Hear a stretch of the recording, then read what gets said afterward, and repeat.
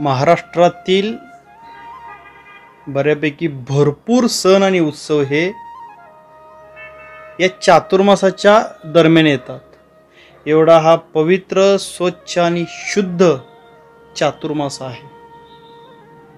भारतीय सण उत्सव परंपरेने चातुर्मासामध्ये उपवासाला खूप महत्त्व दिलेलं आहे. बऱ्यापैकी जेवढे सण उत्सव आहेत हे चातुर्मासादरम्यान त्यासाठीच बनवलेले आहे.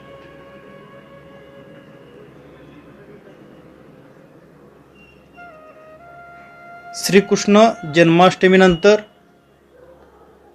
आरोग्याने अध्यात्माच्या दृष्टीने महत्त्वाचा सण उत्सव आहे तो म्हणजे गणेश उत्सव, सार्वजनिक गणेश उत्सव. सार्वजनिक गणेश उत्सव याची जी सुरुवात महाराष्ट्रातील समाजसुधारकांनी केली, ज्यामध्ये लोकमान्य टिळक हे पुढाकार घेऊन चांगल्या पद्धतीने पुढे होते. त्यांच्या आधी एक दोन लोकांनी केली होती. मात्र ज्यावेळेस लोकमान्य टिळकांनी त्यांच्या वृत्तपत्रामध्ये हा लेख लिहिला, ह्याचं महत्त्व समाजाला ज्यावेळेस पटवून दिलं 1893च्या दरम्यान, त्यावेळेस पुढच्या वर्षी ज्यावेळेस त्यांनी लेख लिहिला त्यानंतर 1 ते 2 वर्षामध्ये जिथे 4 ते 5 ठिकाणी सार्वजनिक गणेश उत्सव होते ते 100 पर्यंत पोहोचले. 100 ठिकाणी सार्वजनिक गणेश उत्सवाची सुरुवात झाली त्यांच्या एका लेखाने. सार्वजनिक गणेश उत्सव याची जी सुरुवात केली त्याचा उद्देश काय होता, कशासाठी ती सुरुवात केली होती. त्याआधी गणेश पूजन होत नव्हतं का? होत होतं, पण ते गणेश पूजन ते सार्वजनिक ठिकाणी सुरुवात करून तो उत्सव साजरा केला, कारण हा समाज एकत्र झाला पाहिजे. 1893च्या दरम्यान भारत देश हा पारतंत्र्यामध्ये होता. भारत देशावरती जे ब्रिटिशांचं राज्य होतं, समाजाची जी होणारी अवहेलना, समाजावर होणारे अन्याय, समाजावर होणारे जे अत्याचार होते, याच्यातून समाजाला बाहेर काढणे, समाजाला स्वातंत्र्य मिळवून देणे, देशाला स्वातंत्र्य मिळवून देणे, आपला हा समाज, हे सर्व बांधव हे ब्रिटिशांच्या अन्यायातून मुक्त होऊन स्वतःचा देश स्वतःच्या पद्धतीने चालवतील, स्वतःचं जीवन स्वतःच्या पद्धतीने जगतील, स्वातंत्र्य जीवन जगतील. यासाठी या समाजाला ऊर्जावान बनवणे. ही ऊर्जा कुठून भेटणार? तरी सार्वजनिक गणेश उत्सवातून भेटणार. समाज एकत्र येणार. या समाज एकत्र येण्यासाठी या सार्वजनिक गणेश उत्सवाची सुरुवात केली. त्यावेळी समाज एकत्रित होणार. एकत्रित झालेल्या या समाजाला ऊर्जावान करण्यासाठी, ऊर्जा देण्यासाठी प्रबोधनाचं काम केलं जायचं, समाज प्रबोधनाचं काम केलं जायचं. या समाज प्रबोधनातून हा समाज ऊर्जावान झाला. ही ऊर्जा घेऊन या समाजाने ब्रिटिशाविरुद्ध स्वातंत्र्याची मागणी केली, त्यांच्या विरुद्ध लढायला तयार झाला. समाज एकत्र करून ऊर्जावान करण्यासाठी या सार्वजनिक गणेश उत्सवाचा खूप मोलाचा वाटा आहे. त्या दरम्यान जे आपल्या समाज बांधवावरती, समाजावरती होणारे अन्याय, अत्याचार यातून बाहेर पडण्यासाठी गणेश उत्सव साजरा केला, समाज प्रबोधन केलं. आज देश स्वातंत्र्य होऊन एवढे वर्ष झाले, मग आता गणेश उत्सवाची गरज काय आहे? गणेश उत्सवाची सुरुवात कशासाठी? फक्त समाज प्रबोधनासाठी. अध्यात्माची बाजू थोडीशी वेगळी आहे, ती आपण पुढे पाहू. आरोग्याची बाजू वेगळी आहे, ती आपण थोडीशी पुढे पाहू. आज देश स्वतंत्र झालेला आहे, मग आता गणेश उत्सव पुन्हा साजरा का करायचा? समाज प्रबोधन यातून काय करायचं आहे? हे जाहिरातीच्या युगामध्ये, धावपळीच्या आणि धकाधकीच्या युगामध्ये जी भारतीय संस्कृती विसरून गेलेला समाज आहे, ज्यामुळे आज तरुणाची वाढत चाललेली व्यसने, या वासनेवर तरुणांचा नसलेला ताबा, ज्यामुळे माता भगिनी यांच्यावर होणारे लैंगिक अत्याचार, त्यांचं शोषण, सत्य धर्माचं भारतीय संस्कृतीचं अनाचरण, परदेशी संस्कृतीचे आचरण करून भारतीय संस्कृतीचं अनाचरण केल्यामुळे जे रोग, व्याधी, आजार हे परिणाम स्वरूपी प्रत्येक घराघरामध्ये भरलेले आहेत. पूर्वी ब्रिटिशांनी राज्य केलं, ते गेले, त्यांच्या संस्कृतीचं आचरण आपण करतो आपल्या देशामध्ये. परिणाम स्वरूप काय?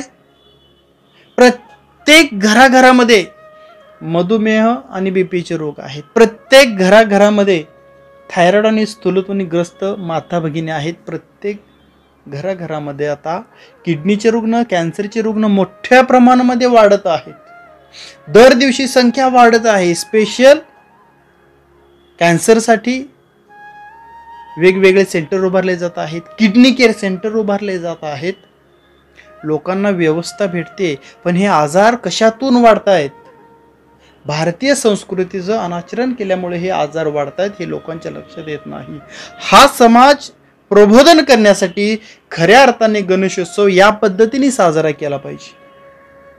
1893 साली ज्या लोकांच्या समाजाच्या देशाच्या समस्या होत्या त्यावेळेस समाज प्रबोधन करून गणेशोत्सव साजरा करून दूर केल्या. 2024ला ज्या समाजाच्या गरज आहेत, समाज ज्या अर्थाने खऱ्या समस्या आहेत, ज्या समस्या दूर झाल्या पाहिजेत, समाज प्रबोधन झालं पाहिजे, समाज हा ऊर्जावान झाला पाहिजे, त्यासाठी जे आजचे प्रश्न आहेत यावर समाज प्रबोधन झालं पाहिजे. खऱ्या अर्थाने ही आजची गरज आहे. जो गणेशोत्सव साजरा करण्याचा उद्देश होता तो कुठेतरी बाजूला गेला होता,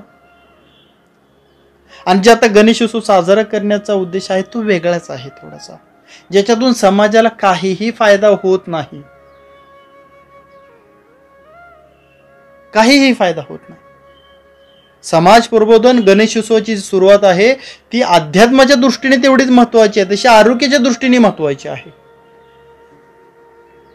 गणेश उत्सवासाठी ज्या वेगवेगळ्या वनस्पती आपण गणपतीपर्यंत नेतो, त्या सर्व वनस्पती या दरम्यान होणारे रोग, व्याधी, आजार यातून आपल्याला बाहेर काढण्यासाठी आपल्या पूर्वजांनी ती व्यवस्था करून ठेवलेली आहे. गणेश उत्सवासाठी जे तोरण बांधलं जातं, गणेशाच्या मूर्तीसमोर जे तोरण बांधलं जातं, यामध्ये जवळपास 5 वेगवेगळ्या पदार्थांचा, 5 फळांचा, 5 वनस्पतींचा प्रामुख्याने वापर केला जातो. ज्या वनस्पती हे फळं आपल्या शरीरातील रोग, व्याधी, आजार दूर करतात. हे तोरण हे आपल्या आजाराचं तारण करतं, आपल्याला निरोगी आरोग्य प्राप्त करून देतं. ते कशा पद्धतीनं? गणेशोत्सव या दरम्यान निसर्गातून जी फळं भेटली जातात, हे फळं आपले भरपूर रोग, व्याधी, आजार दूर करतात. ज्या गणेशोत्सवाच्या तोरणामध्ये पहिलं फळ आपल्याला पाहायला भेटतं ते म्हणजे सीताफळ. हे सीताफळ शरीरातील भरपूर रोग, व्याधी, आजार दूर करते. निरोगी आरोग्यासाठी अध्यात्म बनवलेलं आहे हे आपण विसरता कामा नये. जे सत्य धर्माचं आचरण आहे, हे सत्य धर्माच्या आचरणामध्ये सर्वश्रेष्ठ पुढे जाण्यासाठी निरोगी आरोग्य हे खूप गरजेचं आहे. सीताफळ वापरलं जातं. हे सीताफळ, त्याची मुळी, त्याची फांदी, ह्याची साल, पान आणि फळ हे सर्व बाजूंनी शरीरातील रोग, व्याधी आणि आजार दूर करण्याचं काम करतं. ज्यावेळेस शरीरामध्ये दाह आहे, शरीरामध्ये उष्णता वाढलेली आहे, अशा वेळेस सीताफळाचे जे फळ आहे हे खूप छान काम करतं. हे मधुमेहाच्या रोगासाठी चालत नाही, मात्र ह्याची जी पानं आहेत हे शुगर, मधुमेहाच्या रोगासाठी खूप गुणकारी आहेत. रोज जर 2-3 पानं जर तुम्ही चावून खाल्लीत तर भरपूर मधुमेहाच्या लोकांना याचा चांगला फायदा होतो. ज्या लोकांना शुगर नाही मात्र अंगाचा दाह होतो त्यांनी फळं खावा. ज्यांना शुगर आहे मात्र अंगात आणि शुगरमुळे तळपायाची आग होते, अंगाचा दाह होतो, अशा वेळेस त्यांनी ह्याची पानं खायची. मधुमेहासाठी सीताफळाची पानं खूप गुणकारी आहेत. याच पद्धतीने त्वचा विकारामध्ये सुद्धा सीताफळाची पानं खूप गुणकारी आहेत. डोक्यामध्ये खाज आहे, डोक्यामध्ये भरपूर लोकांना खाज वगैरे आता पूर्वी उवा असायचे, आता नाही आहेत. वारंवार ज्या लोकांना डोक्यामध्ये खाज होते, शरीरामध्ये आग होते, खाज होते, अशा वेळेस तुम्ही सीताफळाची पानं घ्या, स्वच्छ धुवा, चेचायचा रस काढा आणि त्यावरती लावा. त्वचा विकारावर खूप गुणकारी आहे. कर्करोगामध्ये सुद्धा सीताफळाच्या पानाचा रस हा खूप गुणकारी आहे. 2 चमचे सकाळी संध्याकाळी जेवणाच्या आधी जर आपण सीताफळाच्या पानाचा ज्यूस घेतला तर कर्करोगामध्ये याचा खूप चांगला फायदा होतो. हृदय मजबूत होण्यासाठी सीताफळाचं फळही चालतं आणि सीताफळाचं पानही चालतं. ज्या लोकांना डोळ्याच्या समस्या आहेत, सीताफळाच्या पानाचा रस प्या. केसांच्या समस्येत केसांना लावा. ज्यांना दम्याच्या समस्या आहेत, ज्या लोकांना दम्याची नुसती सुरुवात झालेली आहे, यांच्यासाठी सीताफळ हे खूप गुणकारी आहे. याचबरोबर जर पानाचा रस 1 चमचा सकाळी उपवासी पोटी प्यायला सुरुवात केलं तर दम्याची जी सुरुवात आहे यातून बाहेर काढण्यासाठी, याचबरोबर शरीर डिटॉक्स करण्यासाठी, रक्ताची शुद्धी करण्यासाठी, रक्तातील कॅल्शियम वाढवण्यासाठी सीताफळाच्या पानाचा रस खूप गुणकारी आहे. कॅल्शियम वाढवण्यासाठी फळ खूप गुणकारी आहे. एकच फळ आहे, शरीरातील भरपूर रोग व्याधी आजार दूर करतं. यासाठी गणेश उत्सवाच्या तोरणातील पहिलं फळ सीताफळ हे तिथे ठेवलेलं आहे, त्याचा समावेश करून घेतलेला आहे.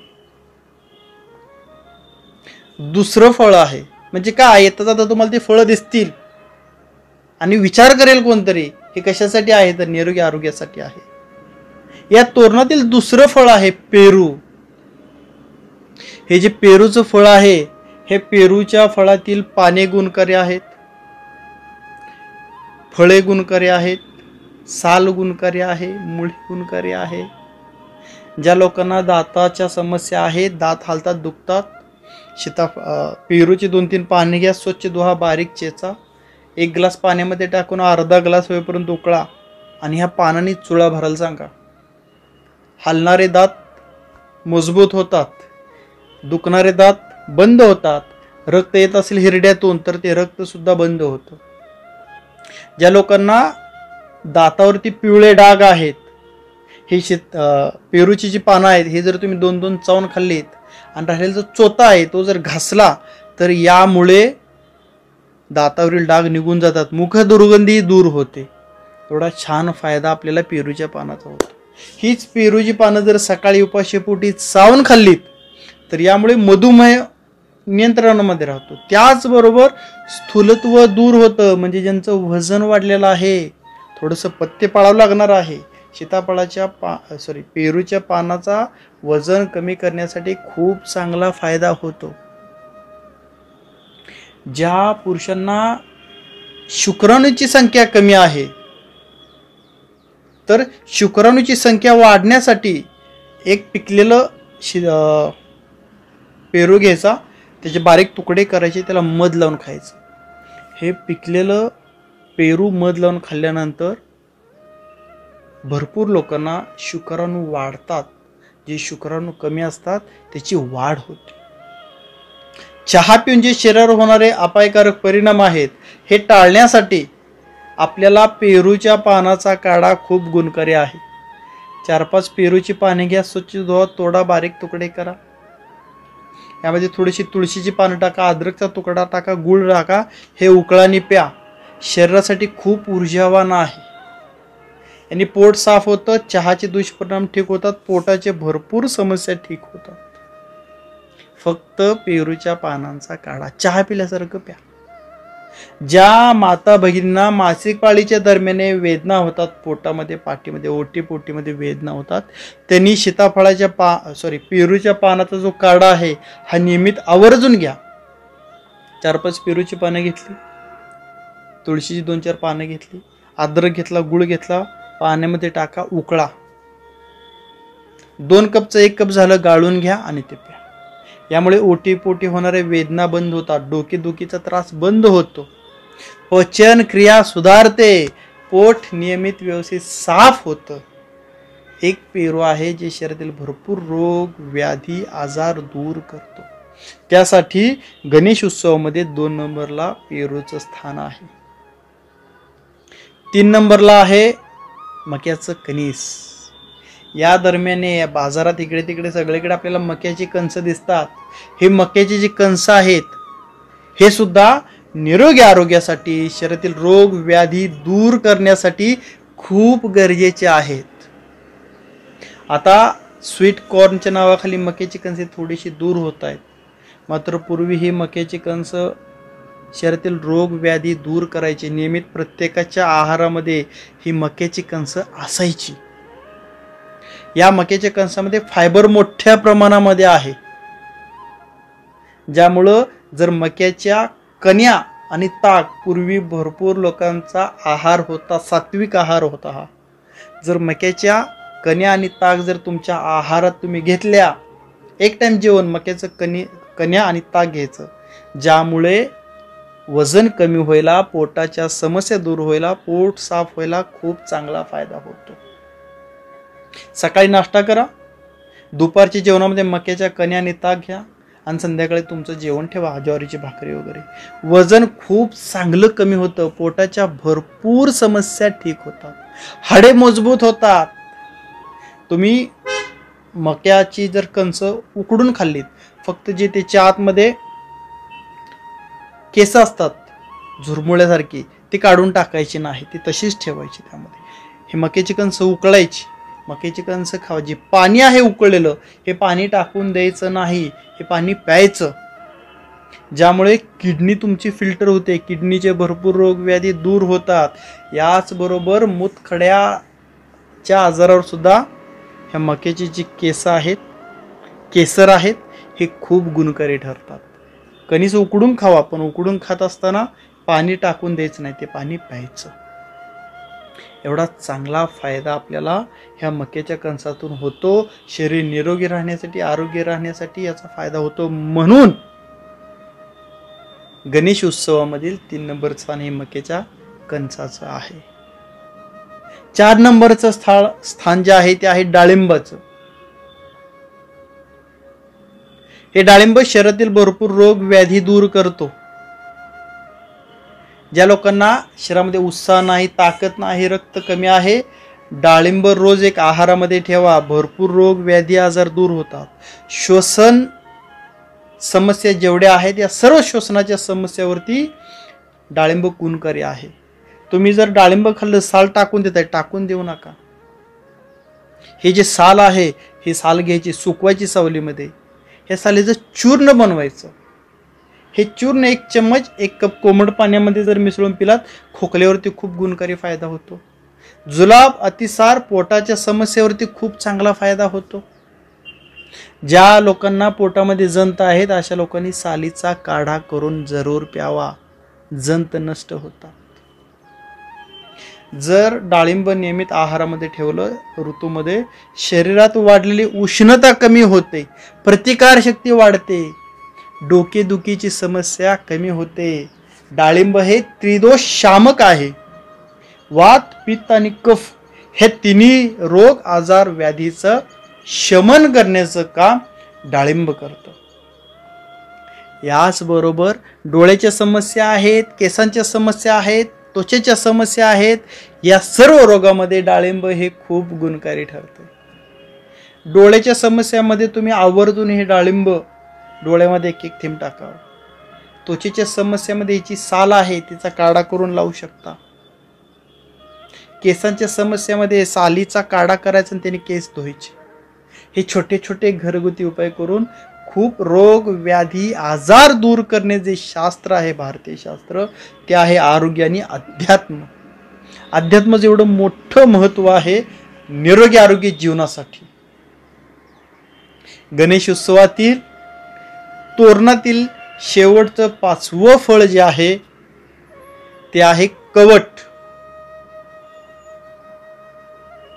हे कवट शरीरातील खूप रोग व्याधी आजार दूर करतं. ह्याची जर रचना बघितली आपण, बाहेरून कठीण आहे, आतून मऊ आहे. ह्याची जर पानं, या पानांचा जर रस करून पिलात किंवा रस काढून पिलात तर शरीरातील उष्णता निघून जाते, डोक्यातील उष्णता कमी होते, चिडचिड कमी होते, अतिविचार कमी होतात. ज्या महिलांना मूळव्याधीच्या किंवा ज्या महिला पुरुषांना मूळव्याधीच्या समस्या आहेत, अंगावरून रक्त जाणं, त्याचबरोबर मूळव्याधीमध्ये रक्त जाणं, रक्त पडणं, या समस्या ठीक होतात.